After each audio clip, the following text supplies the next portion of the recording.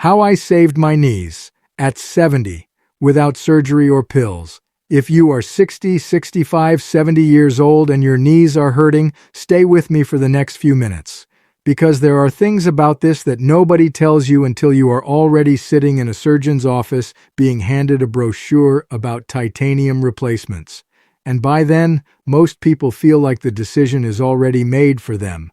I am going to tell you, it is not a formality. I walked into that same office at 68 years old, both knees grinding like gravel in a tin can, and I walked back out without scheduling anything. Not because I was stubborn, though I have been accused of that, but because I had started learning things that nobody had bothered to teach me in the 40 years I had been managing this problem wrong. I want to go through the whole thing with you. What the knees actually are, what goes wrong in them, what the medical system will and will not offer you, and what I actually did, step by step, over about 14 months, that got me from barely making it down my own back steps to hiking a 3-mile trail last October with my granddaughter, not sprinting it, walking it, the whole thing, without stopping to lean on a fence post and wait for the fire to die down. What the knee actually is. Most people who have suffered with their knees for years could not explain what is inside that joint. And if you do not understand the thing, you cannot fix it. The knee is not a simple hinge. It is one of the most complex joints in the human body. You have the end of the thigh bone sitting down on top of the shin bone, with a cushion called the meniscus between them. 2 of them, shaped like little crescent moons, one on each side. The surfaces of those bones where they touch are coated in cartilage, smooth, slick, white when healthy. And that cartilage is what lets the joint move without friction. It is the bearing surface. It is why your knee can bend 100,000 times over a lifetime without grinding itself apart, when it is healthy. Here's what nobody explains. Cartilage has no blood supply of its own. None. It feeds itself by soaking up fluid from the joint around it, the synovial fluid, your body's own lubricating oil, and it does that through movement and compression. The cartilage absorbs fluid when you rest and squeezes it back out when you load the joint. That pumping action is how it stays alive and repairs small damage before it becomes big damage.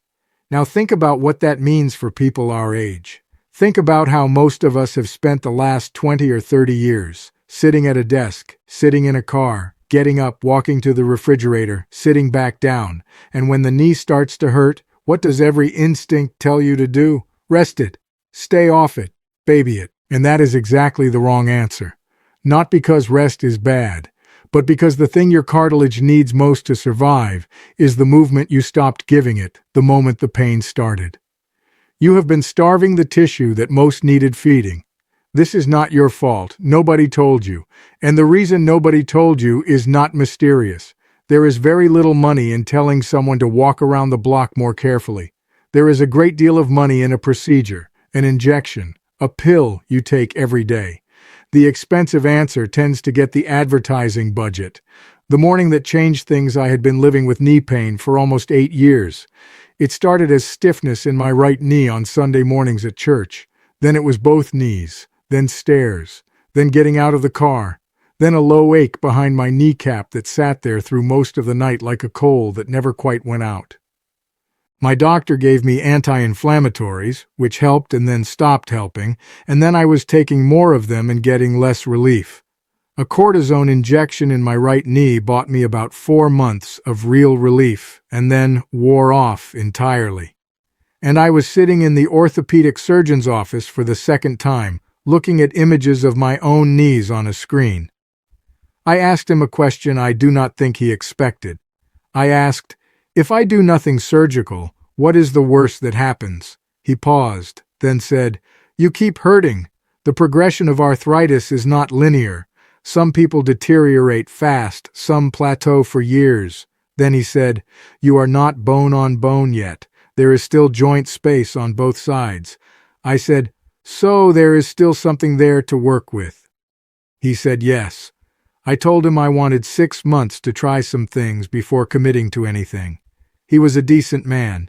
He did not push. I walked to my truck, sat there a few minutes, then drove home and started reading. What I found, working through research papers and books by physical therapists who have spent careers watching knees get better and worse, is that the management of knee arthritis has a real body of evidence behind it that most patients never see. Exercise, weight, gait, sleep, inflammation, all of it with actual replicated research behind it, not testimonials from someone selling something. Let me take you through each one. The muscles around the knee. The first thing, and the one the research is clearest on, is the muscle surrounding the knee. Specifically the quadriceps, the group of 4 muscles down the front of your thigh. These are the primary shock absorbers for the knee joint. When the quad is strong, the knee carries less load. When it is weak, the knee carries more. And here is the part that matters for us. Muscle mass declines as we age. Starting in our 40s, if we do not actively counter it, by 70, we may have lost 30 or 40% of the muscle we had at 40. The pain of an arthritic knee makes people move less. Moving less accelerates the muscle loss. The muscle loss makes the knee hurt more. Around and around it goes. I had been in that loop for 8 years without knowing there was a name for it. The exercise program I built for myself, slowly, and with help from a physical therapist, I saw 4 times before going independent. Started with things so gentle, they almost embarrassed me. Straight leg raises lying on my back. Wall sits at a barely there angle. Step-ups on a 4-inch block.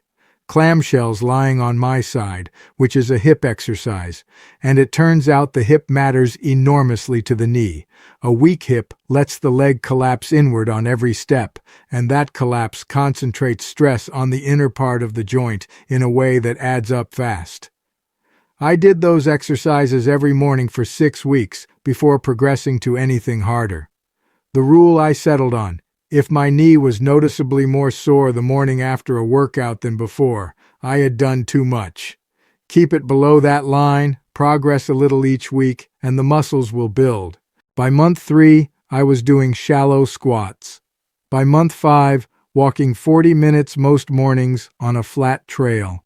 By month 8, I had added a stationary bicycle, 20 minutes, 3 days a week.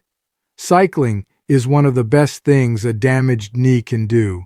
It moves the joint through its range of motion, pumps the synovial fluid, builds the quad, and is gentle enough for days when walking would be too much. Weight.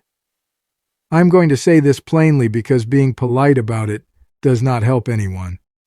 I was carrying about 32 extra pounds, not an unusual number for a man in his late 60s who had slowed down. I knew it was a problem in a vague, general way, but I did not understand the mechanics until I read the number. For every pound of body weight, the knee absorbs roughly 4 pounds of force on a flat step. On stairs, that multiplier is closer to 7 or 8. My 32 extra pounds were not putting 32 extra pounds through my knees. On flat ground, they were putting 128 extra pounds through. On stairs, around 250. Every step, every stair. All day, for years. What I did instead of dieting was simpler. I stopped eating after 7 in the evening. I cut portion sizes by roughly a quarter. Not dramatically, just a little less on the plate. I reduced things that added calories without adding anything useful. Crackers in the afternoon, a second piece of bread at dinner.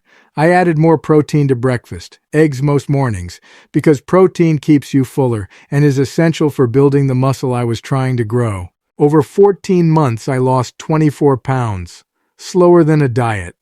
But I kept every bit of it off because I had not done anything extreme I would eventually have to stop. The effect on my knees was not subtle. About 10 pounds in, the morning stiffness was shorter. 15 pounds in, I could do my back stairs without holding the rail. 20 pounds in, I went a whole week without a single anti-inflammatory pill, which had not happened in 4 years. Sleep and inflammation. This one surprises people, but the research is clear. Sleep is when tissue repairs, not just muscle, but cartilage, tendons, ligaments. And chronic poor sleep raises inflammatory markers in the blood, the same chemical messengers of inflammation that are already elevated in an arthritic joint. When you sleep badly, you add fuel to a fire that is already burning. I made sleep a project the same way I made exercise a project. A consistent bedtime and waking time, even on weekends. The body clock responds to regularity. A room cooler than you think it should be because the body temperature needs to drop to reach deep sleep. No screens in the hour before bed, which I resisted for months before finally trying it and finding it made a real difference. And magnesium glycinate, a supplement, not a drug, 200 milligrams before bed, which has a reasonable evidence base for improving sleep quality and muscle relaxation. Talk to your doctor before adding anything new. After about 2 months of taking sleep seriously, I was sleeping more consecutive hours and waking with noticeably less stiffness. And less morning stiffness means you can start moving sooner, and moving sooner means the joints get lubricated sooner, and from there, the day goes better. Food and inflammation. There is solid science here and there is enormous nonsense, and I want to separate them. The solid science: certain dietary patterns are associated with higher systemic inflammation, and certain ones are associated with lower levels. The Mediterranean pattern: vegetables, fruits, whole grains, fish, olive oil, legumes, nuts, and less red meat, processed food, and refined sugar, has the strongest and most consistent evidence. This is not a miracle cure. It is foundation work. I tried some of the miracle supplements in my early years of knee pain. None of them did anything measurable, and I wasted real money before deciding to trust things with actual trials behind them. The two supplements with legitimate evidence for knee arthritis are glucosamine sulfate and chondroitin sulfate. The evidence is mixed, but the downside is low, so I take both. Omega-3 fatty acids have clearer evidence for reducing inflammatory markers. I get mine from fish oil and from fatty fish 2 or 3 times a week. Turmeric, specifically the curcumin in it, has a growing evidence base as a mild anti-inflammatory, and I add it to food most days. The biggest dietary change I made was sugar. Refined sugar. When I started reading labels, I found it hiding in nearly everything packaged, including things I had never thought of as sweet: bread, crackers, flavored yogurt, condiments. I started buying a lot fewer things in packages. That change alone over about 3 months seemed to help in ways I could feel, if not measure precisely. Mechanical respect. I call this mechanical respect, a collection of habits around how you use the joint every day. Because the knee does not care about your ambitions, it only knows what you put through it. Footwear first. I had been wearing flat casual shoes with no meaningful arch support for years. The way the foot strikes the ground determines how load travels up through the ankle, the knee, and the hip. A foot that rolls inward on impact concentrates stress on the inner side of the knee, which is also the side most commonly affected by arthritis. Even off-the-shelf supportive insoles from a running store made an immediate and noticeable difference. The day I put them in my shoes, I walked a mile without stopping, which I had not done in over a year. Furniture. The deep knee bend of lowering yourself into a soft, low couch and hauling yourself back out is one of the most stressful movements a damaged knee faces. I raised the furniture I sit in most. Added a firm cushion to my favorite chair. Learned to use the armrests deliberately, not just for comfort, but to transfer load off the joint at the moment of highest stress. Stairs. Going down is harder than going up because it is an eccentric contraction. The muscle working while it lengthens, the type that causes the most soreness and joint load. I go down slowly, lead with my less painful leg, and use the handrail without apologizing for it. Pride has no role in a good knee program. Heat before movement, 10 or 15 minutes with a heating pad on the knee, increases blood flow and makes the joint more pliable before you ask it to work. Cold after any walk longer than 20 minutes, 10 to 15 minutes of ice wrapped in a cloth reduces the inflammatory response. I do not use cold as punishment. I use it as routine maintenance. the same way a runner ices after a race. Why you are doing this. Motivation matters more than most exercise programs acknowledge. I have a friend who started a similar program around the same time I did. Same diagnosis, same level of suffering.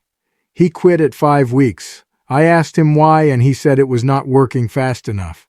The difference between his 5 weeks and my 14 months, as best I can figure, is this. He was trying to escape pain. I was trying to get back to something specific. The thing I was moving toward was time with my granddaughter. She is an outdoors child, trails, fields, the kind of kid who walks fast and stops to look at things and wants you to crouch down and look too. When my knees got bad enough that I had to beg off those walks, or stop early, or let her go on ahead while I found a bench, that cost me something I could name. Very specifically. And having something specific to move toward, not just pain to escape, made the hard mornings different. Find what you are moving toward. Name it. Write it somewhere you will see it when you wake up. Because there will be a Tuesday morning in week 6 when your knees are sore from Monday and nothing in your body wants to start. On that morning, the reason you started is the only thing that will get you off the couch. Make sure it is a reason worth it. Understanding pain. Pain in a damaged knee is not one thing. There is the hot, swollen, angry pain of active inflammation. There is the grinding startup pain of stiffness, which tends to ease after 10 minutes of movement once the fluid redistributes. There is the sharp escalating pain of overload, which means stop. And there is the low, chronic background ache that is simply the presence of arthritis and will probably always be there to some degree. Learning to tell these apart matters. Inflammation, rest and ice, stiffness, gentle movement, overload, stop and do less tomorrow. Background ache, do not let it cancel everything. I spent years letting background ache make all the decisions. Every time it did, the muscles got a little weaker, the joint got a little less lubricated, the morning stiffness came a little earlier. The pain was training me in the wrong direction. There is something called the pain avoidance cycle. Pain leads to avoidance. Avoidance leads to deconditioning. Deconditioning leads to more pain. The only way to break it is to accept that some discomfort is part of recovery. Learn to tell that discomfort from the kind that means damage and choose movement anyway. My physical therapist said something I have thought about many times since. I was frustrated at week 4. I had expected to feel better faster, and I did not. She said, "You will not know if this is working for at least 8 weeks. But at 8 weeks, look for this. Look for whether the morning stiffness ends sooner. Look for whether you are having fewer days where you cannot function. And look for whether your range of motion is changing." She was right. At 8 weeks, I noticed all 3 things in small ways. And that was enough to keep going. What the program actually is. At 6 months, I went back to the orthopedic surgeon just to check in. He asked what I had been doing. I told him. He said a committed patient and a good physical therapist can accomplish things he could not do in the operating room for the right knee at the right stage. He said to keep going. We would talk in a year. That was 2 years ago. I have not been back. I still have arthritis. I always will. The cartilage that is gone is not coming back, and I have made peace with that. But the pain is managed. The function is there. I wake up stiff. I get moving. The stiffness breaks. I go about my day. I still have hard days. But I also have days where I forget about my knees entirely, for hours at a time. Not long ago, I could not have imagined that. So let me bring the whole thing together plainly. First, build the muscles that protect the knee, primarily the quadriceps and hip abductors, through consistent graduated exercise that respects the joint's limits and progresses slowly. Start where the knee is comfortable, not where you think you should be. Second, reduce the load on the joint. For most people over 60, that means meaningful attention to body weight, not starvation, a steady, sustainable reduction. 20 pounds less is 80 fewer pounds through the knee on every step.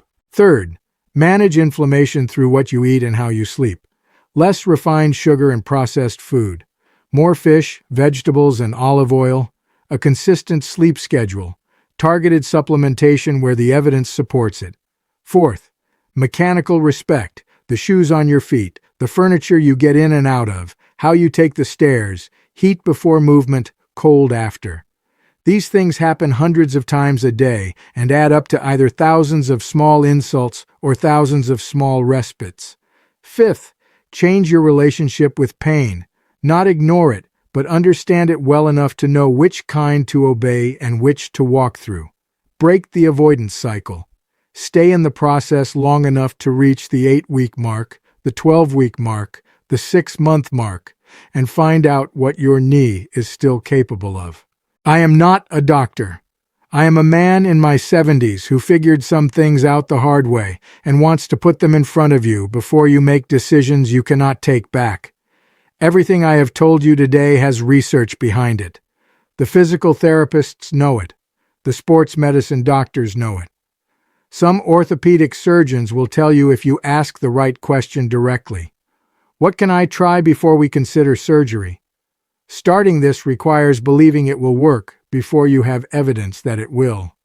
You will feel worse in some ways in the first few weeks. The muscles will be sore. You will wonder if you are making things worse. The only thing that will keep you going is understanding why the process works and committing to the 8-week test. Most people who reach 8 weeks find some small but real improvement. That small improvement is the seed of everything that comes after. The knee will not volunteer the truth, but ask it the right questions, give it what it actually needs, and it will tell you what it still has to give. I promise you, even at 70, there is more there than you think.